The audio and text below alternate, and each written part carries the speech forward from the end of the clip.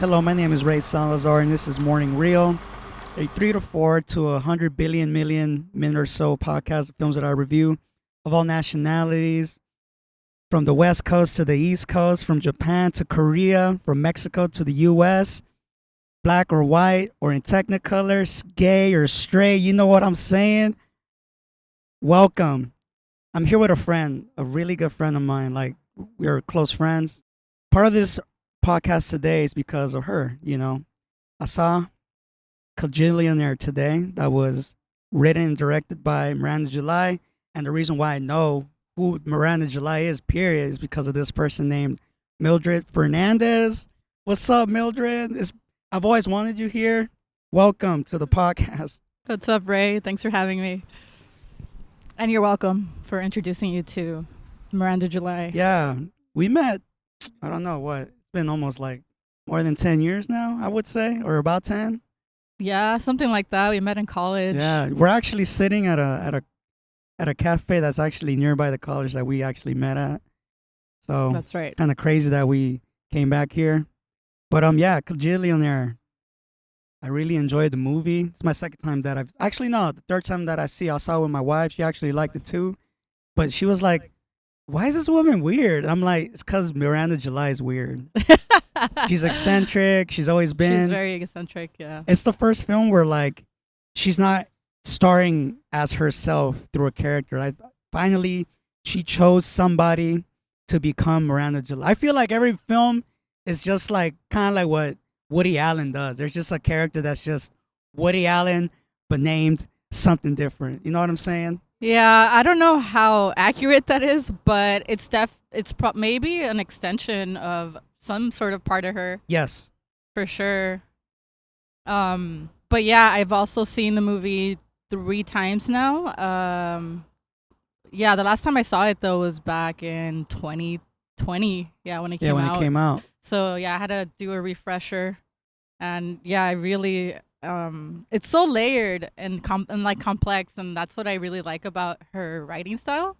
You could spend like so much time just analyzing all the patterns and just every little thing that like kind of like takes you back to like a previous scene or something, and making those connections. It's always super interesting to me. And to add to that, her plots overall are simple.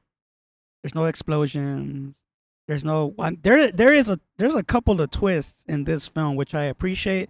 It's not like a big old, oh my god, you know, gender reveal or whatever. Nah, like, gender reveal. No, there is no gender, but you know how like they make things all over dramatic or melodramatic and all that shit. But in this case, like, nah, like it's the subtleties. It's the subtleties. And let me go down the list of the crew. I always talk about the crew. 2020 it came out. It's a crime comedy drama. The film stars Evan Rachel Wood, Deborah Winger, Gina Rodriguez, and Richard Jenkins. It's about these petty criminals. They're a family whose relationship becomes frayed when a stranger played by Gina joins their schemes. And they got some, you know, again, Miranda July, weirdo. Not like a weirdo, but like she just knows how to write like very eccentric characters where you're like, why are these people the way they are? But like only she can pull this off. And at the same time, these characters are like, they're real characters. They're like, like I can see real people being those type of people that she like writes about, you know. And as like you said, it's very layered, and you can kind of tell why they are the way they are, and it's kind of fucked up. It's a fucked up movie when you think about it, because the character that Evan Rachel Wood plays, which is, what's her name? What's her character's name? Fucking Old Dolio. Old Dolio. Old Dolio. Come on, dude. You never had a chance.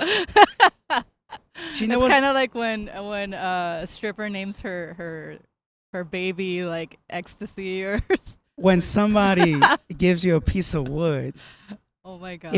When a male gives you a piece of wood, it only means is that you give me wood. That was fucked up. Yeah, that was actually really like hilarious. So out there, and I like that they referenced that again later in the movie where Old Dolio purposely gave her a toothpick in front of the mom during dinner. like kind of just saying like, look, give me female wood. She gives me wood. It's crazy. Let me go down the list. Cinematography by Sebastian Wintero, edited by Jennifer Vecchiarello, music by Emil Mosseri, production companies Plan B Entertainment and Annapurna Pictures, distributed by Focus Pictures, and obviously Universal. I didn't think Universal was behind something like that. Cast, just real quick. Evan plays Old Dolio. Richard Jenkins plays Robert. Deborah plays Teresa. Gina plays Melanie. And so on and so forth. And yeah, man, this family is fucked up. Like, they don't pay their rent. Scumbags. They're con artists. Con artists are trying to they're just trying to make the next score. And like, I've never seen a movie that takes like dysfunctional family drama into crime like that, you know, especially like coming from Miranda. You never know what to expect. I thought it was going to be more of along the lines of like, you know, this family is trying to like, you know, just balance these themselves out. And then like maybe one character is just really trying to figure herself out and she meets somebody and we don't know if it's going to happen or not. But it's a good twist that she put around like, let's make simple petty crime shit and see how that works. Yeah, I really I think there was a very strong theme of loneliness in the movie. First off, like the soundtrack itself. I don't know if you noticed. I picked up on this like the third time I watched it, which was like today. Right. But when they do scams and whatnot. So in one scene, I think Old Dolio was on like a call waiting, and the song was Mr. Lonely. And that song gets played within the movie, but also on the outside, like as a soundtrack a lot, like throughout the whole, it's sprinkled on the movie. Yeah. And I found that really interesting. But also like as con artists and scammers, their whole heist in the movie is let's take advantage of the generosity of old lonely folks and see what we could get. And so that's another like layer of loneliness. And then being old. Yeah, right. And then also just within the main character of Old Dolio, like she obviously is, she's never been nurtured by her parents. Yeah. They treat her as an equal. So it's kind of like she's a part of their clan, but not even their daughter. She's just like... Did you say that they treat her as an equal? As an equal because they always split everything like in thirds in that sense. Okay, yeah, because... I don't know, man. I feel like she's a second-class citizen in their world. Yeah, still. For sure. Because they show kindness to others, like Melanie. Yeah. The mom like straightforwardly calls her hun. Yeah. And you could tell that Old Dolio is like feeling resentful and confused and like, how come she never calls me hun and I'm her daughter? And it's funny because like, I mean, we don't know. We only know what we see, right, in this film. We don't know if she ever had those type of feelings like that, but it's crazy that it took a character like that for her to like kind of step up in some sort of way, not only to like confront her parents, but to confront her own identity, period. Because when you look at her, not saying that she looks like a mess or whatever, but you can tell there's a person that doesn't really know who she is, Yeah. And I'm glad that even like July took that time to put that type of, how would I say this? Not that she took her time, but she decided to like write Dolio's like wants and needs. I want the human connection, man, without having to like do anything for it. Like the heist she did with the airplane, like she thought of that shit all by herself, but she did that because she wanted to get close to her parents, man. Wherever the fuck they are in her head, right? And it didn't work out to her satisfaction because Melanie came in knocking on that fucking door. It sucks. Yeah, she kind of like stole, like, Melanie stole her thunder in Old Dolio's eyes. Well, it's nice. But yeah, I find it, when I zoom out of the story and I think about the characters, it's like, it's kind of like the family dynamic that they have. Like, you're so in it that you don't see like how weird your family really is, you know, because that's all you've experienced in life. So when she meets Melanie, like things start to come up for her. But also before Melanie, do you remember when she did that scam for $20 when she had to go to that positive parenting class? Yeah. So she just needed a slip to sign off so that she could give it to the girl outside that didn't want to go to that class. But she had to stay and ended up watching this video about the breast crawl. So like when babies are born, they make an instant bond with their mother because they're like doing that skin to skin contact. Yeah. And so naturally the baby gravitates towards the breast. And it's like so amazing that they know how to do that. Yeah. And that creates like a strong bond between the baby and the mother. And so that is like stuck in her brain for a while. And she even like blurts it out on the plane when there's a lot of turbulence, when the dad's freaking out and he's like, talk, say anything. And she's like, oh, well, breast, you know, like she just starts freaking out and starts talking really fast about the breast crawl. And then she gets shut down. And it was so eye-opening. It's like it's still like it resonated so much that she never really had that. And at one point in the movie, she asked straight up, like, "Oh, in the plane." In that very scene. Yeah. And she said, "Oh yeah, the mom says you were a cot baby." Yeah. And at that point, she's like, "Oh, that probably explains a lot." It does explain a lot, man. Like I said, you know, she never had a chance, and. Man, I was just thinking about something too that you were like saying, and I wanted to add to the conversation is that Gina Rodriguez, she plays a really good character as Melanie. You know, like she doesn't show a woman being a woman. She just shows.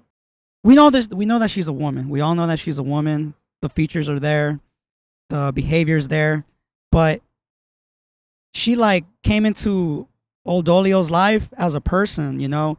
And because of that, she was able to show Old Dolio, I guess in a way, who she is in a weird way, or made her like cause a spark of who can she become.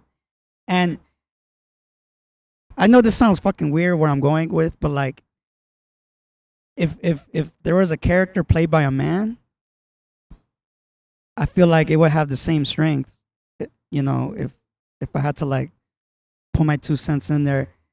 And I guess what I'm trying to say is that, like, I guess Miranda July wasn't trying to like, okay, I'm a girl. We're gonna get these two girls together, and obviously they're gonna do girl stuff, you know. But I don't want to make it seem like it's girl stuff. I just want to make it seem as two people falling in love, period, without having to put a label on it. That's what I'm trying to say. There's no label. She doesn't put labels, even though we see that there is a label. Yeah, you know? they're both obviously queer. Yeah, they're pretty queer because of how the story ends. And that's the thing. Old Dolio doesn't even know that.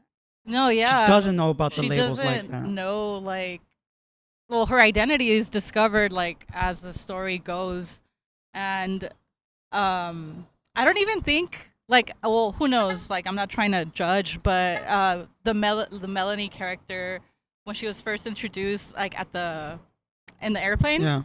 Like, she didn't like strike me as, oh, that's a queer woman, you know what I mean? Nah. But like not trying to label anybody. But there was a scene where she was really annoyed at that guy who was like staring at her breasts in the plane, trying to hit on her, and she mentions how that happens like daily.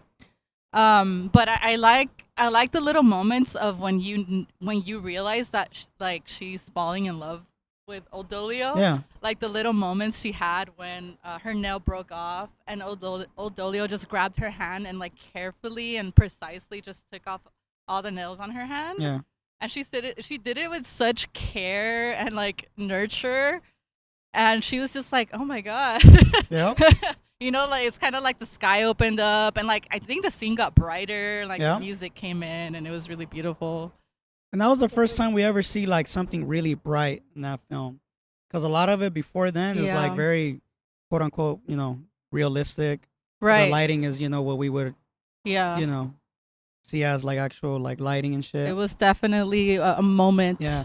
And Melanie has her like quips too, you know, like she has her thing with her mom. You know, her mom likes to like fucking watch TV and like fucking having to drag her into the fucking mix and shit. There's no sense of like actual connection, much like how Old Dolio and her parents, there is no connection really. And it's all and really like the type of connections those two characters have with their parents, it goes along the same thing of like, the only connection we can have is like busting a heist or watching TV. It's never like face to face. And those two characters, Old Dolio and Melanie, they have face to face moments, which is kind of like almost the reason why they fall in love, if you want to kind of like wrap it around that and shit.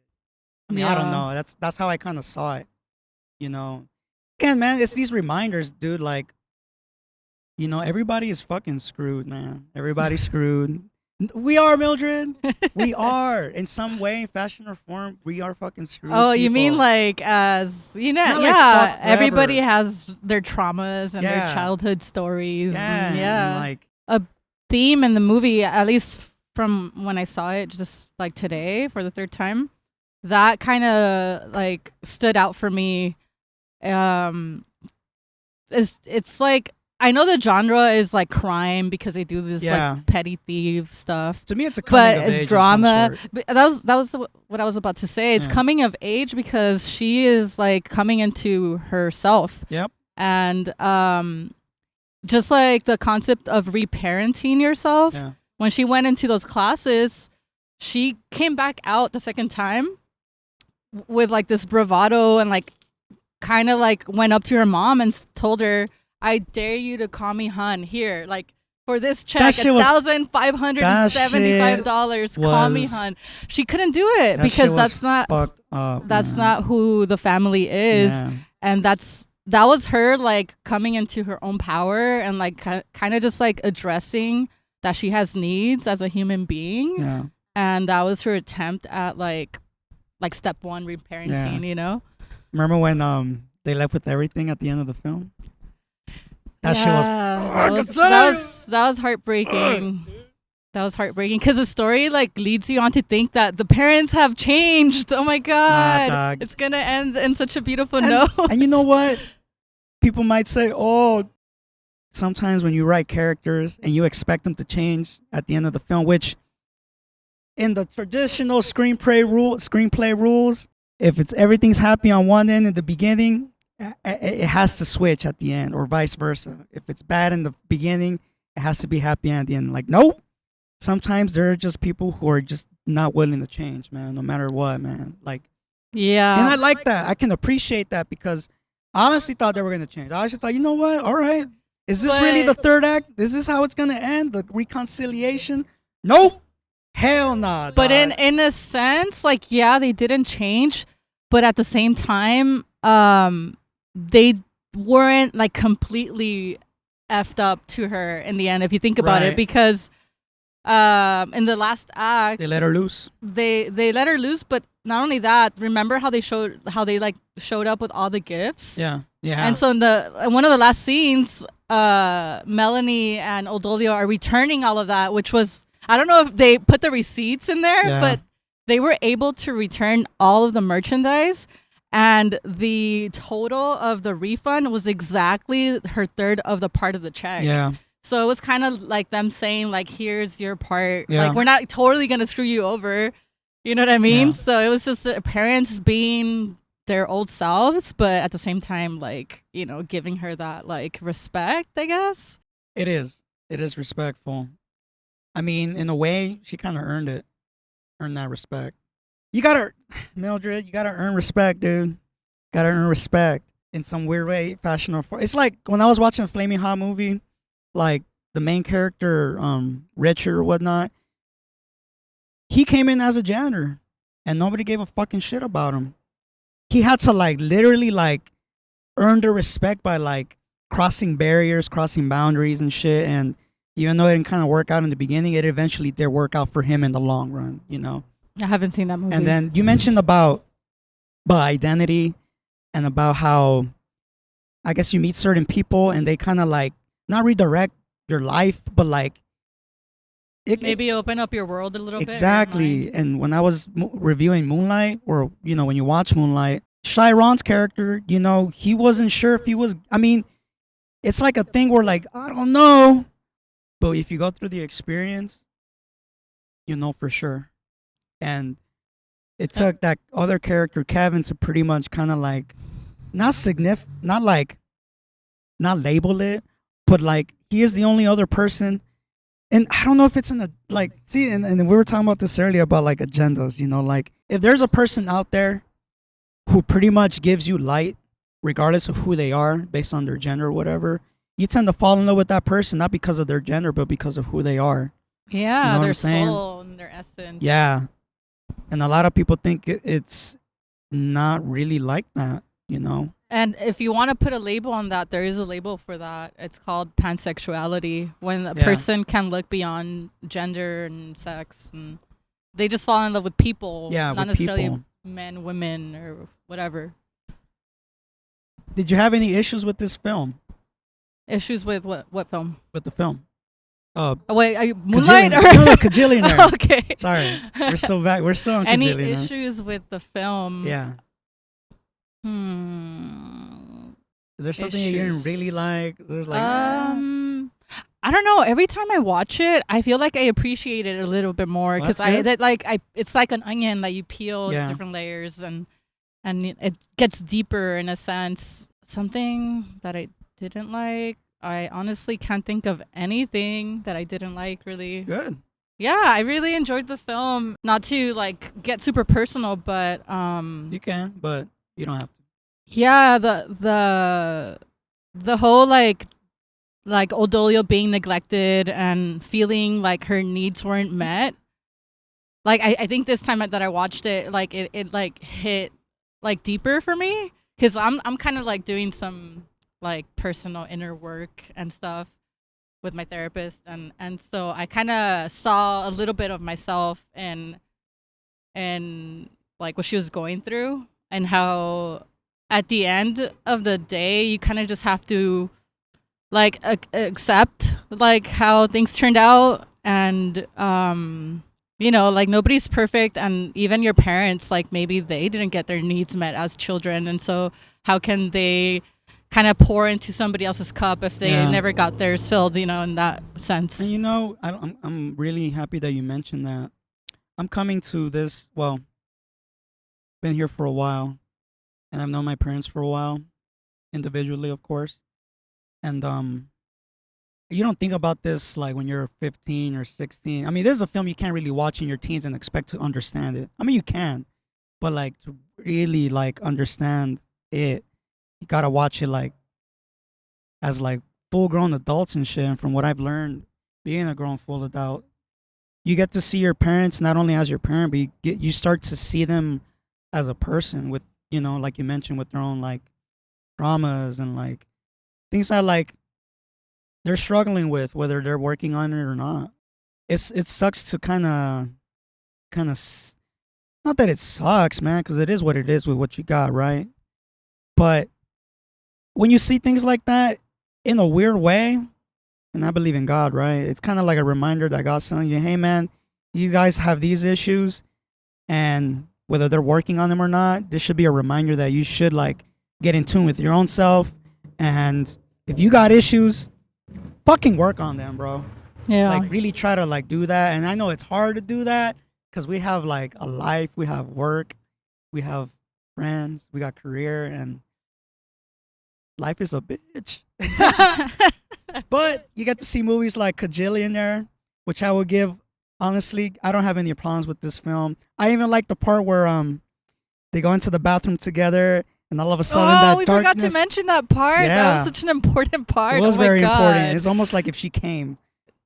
It's like a rebirth. Yeah. Not a Well, you know what I mean. I didn't see it like Yeah, that. I know. but That's it was just a me. total rebirth for Old Dolio, for sure. And during, because they were trying to recreate all the things that her parents didn't like provide for her when she was little. Yeah. One of those being the breast crawl, right? Yeah. Which is like, but she took it like super deep. Like, Yeah. let me reenact myself being reborn. So they were looking for a dark place. She took her to like a gas station restroom. And It's pretty dark in there. so it was super dark in there. And then like there was like an earthquake that hit. and she thought it was a big one. So she was just like letting loose, like telling her kind of all these things. Like, I don't have regrets because I never really lived. I just had my first pancake this morning. But you're going to miss sex. You're going to miss your life. You're going to miss, all the pancakes or whatever. Yeah.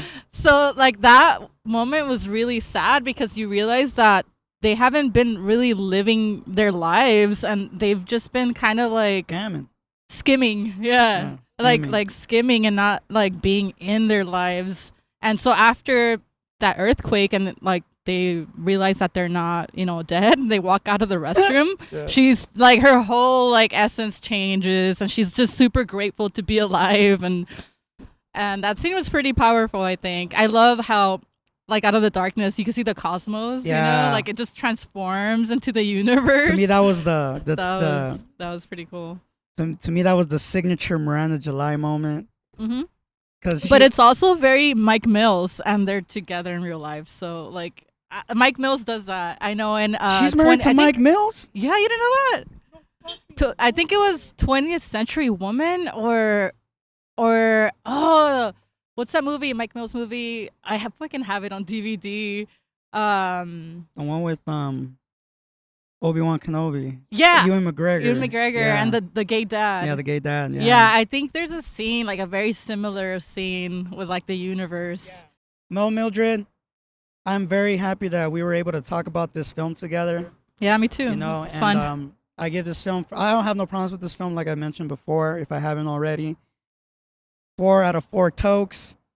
It's a film that I recommend anybody to see, really, whether you're, whatever gen you are, gay or straight or whatnot. Fucking watch it, man. It's on all the platforms. It's on Freevee. It's on YouTube. It's on Prime. And I'm pretty excited for the next one she's going to pop out with. What's she going to do this time, man? Like, who knows? Something great. But. Yeah, I hope so. She's going to come out in a leotard and just dance for an hour and 20 and be like, she's very much a performance artist. Yeah, she's... If you've seen her Instagram. Yeah. She hasn't been doing that shit for a while. I'm kind of scared. Yeah. Probably working on the film. I realized that we didn't touch upon the title. We didn't really... Kajillionaire? Yeah. Talk about that. We want to talk about it? Let's talk about it. Yeah. The dad, what's his face in the movie? He mentions it. Yeah, he says he's talking to Old Dolio and saying how he's just a skimmer in life. He's not trying to become a Kajillionaire like everybody else who's hooked. He uses that word a lot. Hooked on the sugar, the caffeine. And well, you're hooked on the next fucking score, bro. Yeah, but he's just doing it to survive. Yeah. But I think it was just like a commentary on like materialism and like how everybody's just obsessed with like buying shit to replace. I mean, obviously that's the empty space in their heart. Obviously, that's like, it's obvious that it's gonna be their outlook in life because. I mean, look at the end of the film. They stole everything fucking Melanie owned, not giving a fuck in a weird way. That was... And it's not like, where are they going to put it? Where are they going to put it at? They got evicted. They're probably just going to sell it. Yeah. I don't know. But at the end of the day, we're all scam artists, Mildred. We are. Don't say we're not, Mildred.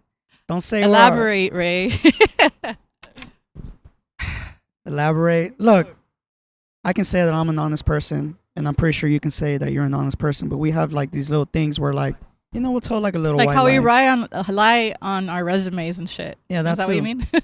Yeah. Or embellish, I should say. It's just kind of a reminder that like, don't be a fucker.